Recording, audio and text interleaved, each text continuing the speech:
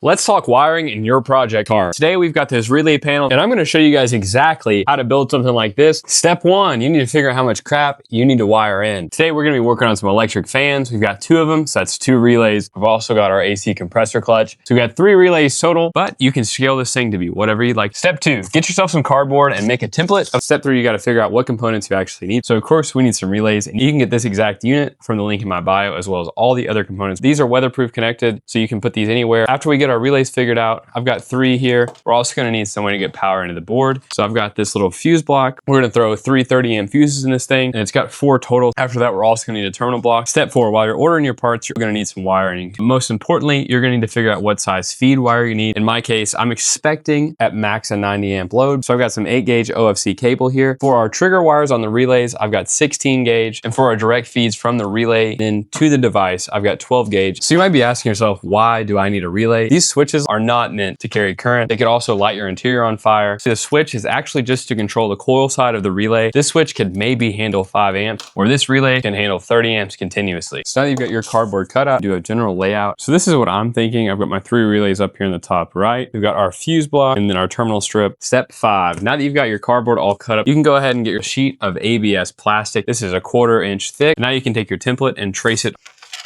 Once you make a deep enough cut, you'll be able to just snap the plastic. Step 6, we're gonna go ahead and take our cut ABS plastic and we're gonna lay everything on there and mark it to drill my pilot holes. Before we get in too deep here, it's important to talk about what the relay actually does. We have a 4-pin relay. That means that 2 of the legs are gonna be hot. You're gonna have a wire like this blue one right here that feeds the power side of that device. So the white wire in our case is gonna go to the same hot source that our 12-gauge red wire is. And then we're gonna use this black wire as our ground trigger. We've got our relays mounted and I think you guys get the principle. These are standard self-tapping screws.